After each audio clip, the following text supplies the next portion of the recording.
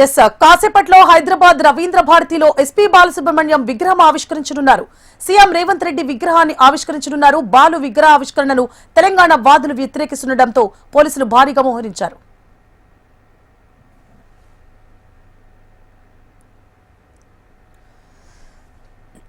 భారతీయ దిగ్గజ గాయకుడు, కేవలం గాయకుడే కాదు, తను డబ్బింగ్ కళాకారుడిగా అలాగే సంగీత దర్శకుడిగా ఎన్నో సినిమాల్లో కూడా నటించడం జరిగింది.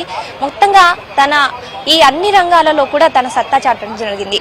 తను కేవలం 11 భాషలలో 40,000కు పైగా పాటలు పాడి, అంటే కేవలం తెలుగు, తమిళం, కన్నడ మాత్రమే కాదు, దాదాపు 11 భాషలలో 40,000కు పైగా పాటలు పాడి గిన్నిస్ రికార్డ్ సాధించడం జరిగింది. అంతేకాకుండా తన బహుముఖ ప్రజ్ఞతో భారతీయ సినీ సంగీతంలో చెరగని ముద్ర వేశారు. ఇతనికి అంటే చిన్న వాళ్ళ నుంచి పెద్దవాళ్ళ వరకు కూడా బాలసుబ్రహ్మణ్యం గురించి తెలియని వారు అంటూ ఉండరు. అతని పాటతో, అతని గాత్రంతో ఎంతో మందిని, కోట్లాది మందిని కూడా అలరించడం జరిగింది. సుమారు 1 కాదు 2 కాదు 5 దశాబ్దాల పాటు కూడా తన గాత్రంతో కోట్లాది మందిని అయితే అలరించారు.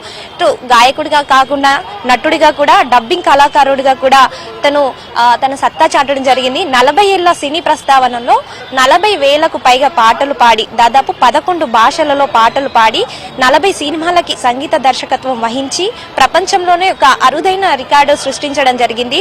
తెలుగు, తమిళమే కాకుండా అటు కన్నడ, హిందీలో కూడా ఆయన పాడిన పాటలకి జాతీయ పురస్కారాలు కూడా లభించాయి. గాయకుడిగా కాకుండా గాత్రదాన కళాకారుడిగా, నటుడిగా కూడా ఆయా విభాగాలలో అతనికి ఎన్నో అవార్డ్స్ లభించాయని చెప్పుకోవచ్చు. అయితే ఇంతటి ఘనత సాధించిన ఎస్పీ బాలసుబ్రహ్మణ్యం గారికి అతని విగ్రహ ఆవిష్కరణపై ఎన్నో వివాదాలు తలెత్తాయని చెప్పుకోవచ్చు.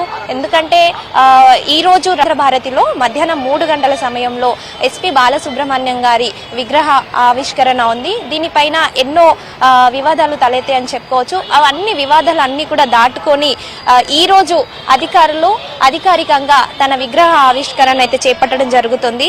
అంటే కళ అనేది ఆంధ్రప్రదేశ్కి చెందిన వ్యక్తిగా, ఆంధ్రప్రదేశ్ వారికి సంబంధించిన విగ్రహాలకి సంబంధించి తెలంగాణలో కళాకారులు లేరా, తెలంగాణలో తెలంగాణ కళాకారులకు సంబంధించిన విగ్రహ ఆవిష్కరణ చేయాలంటూ కూడా ఇలాంటి ఎన్నో వివాదాలు తలెత్తినప్పటికీ కూడా ఈ కళ అనేది అతను అంటే తెలుగు మాత్రమే కాదు, తెలుగు, హిందీ, కన్నడ ఇలా ఎన్నో భాషలలో కూడా తన సత్తా చాటడం జరిగింది. 40,000కు పైగా పాటలను కూడా ఆయన పాడడం జరిగింది. కాబట్టి ఆయన కళని ఓన్లీ ఒక రాష్ట్రానికి మాత్రమే పరిమితం చేసుకోకుండా అన్ని రాష్ట్రాలకు, దేశం మొత్తంగా కూడా ఆయన కళని గుర్తించే విధంగా, ఆయనని ప్రోత్సహించే విధంగా ఉండాలంటూ కూడా ఈరోజు అధికారులు రవీంద్ర భారతిలో తన విగ్రహ ఆవిష్కరణ చేయడం జరుగుతుంది.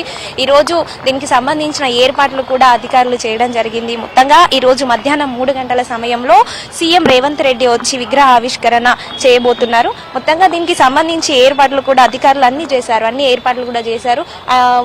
అంటే మొత్తం సన్నాయి తాళాలతో గాంధర్వుల చేత ఈ రోజు రవీంద్ర భారత్ అంతా కూడా మారుమోగుతుందని చెప్పుకోవచ్చు. అటు భారీ బందోబస్తు కూడా ఇక్కడ ఏర్పాటు చేయడం జరిగింది.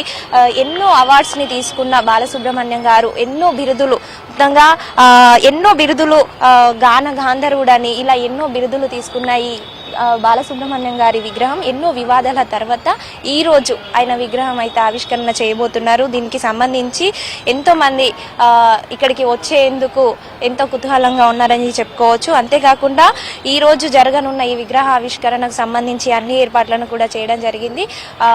అంతేకాకుండా రవీంద్ర భారతి అంతా కూడా ఈ రోజు అంతా అయిన ఫ్యాన్స్ తో కిక్కిరిసిపోయే అవకాశం ఉందని చెప్పుకోవచ్చు. మొత్తంగా చూసుకుంటే ఈ రోజు అన్ని వివాదాలు తలెత్తిన తర్వాత అన్ని వివాదాలను దాటుకొని బాలసుబ్రహ్మణ్యం గారు అందరికీ ఎంతో ఇష్టమైన బాలసుబ్రహ్మణ్యం దాదాపు 40,000 పాటలు పాడి అందరూ కూడా ఆయన అంటే అందరి మనసును దోచేసుకున్న బాలసుబ్రహ్మణ్యం గారి విగ్రహం ఈ రోజు ఆవిష్కరించబోతున్నారు. అంతేకాకుండా పిల్లలు, ముఖ్యంగా పిల్లలకి కూడా చాలా ఇష్టం, చిన్న వాళ్ళ నుంచి పెద్ద వాళ్ళ వరకు కూడా బాలసుబ్రహ్మణ్యం అందరికీ సుపరిచితమే. ముద్దుగా ఆయనని బాలు అని పిలుచుకుంటారు.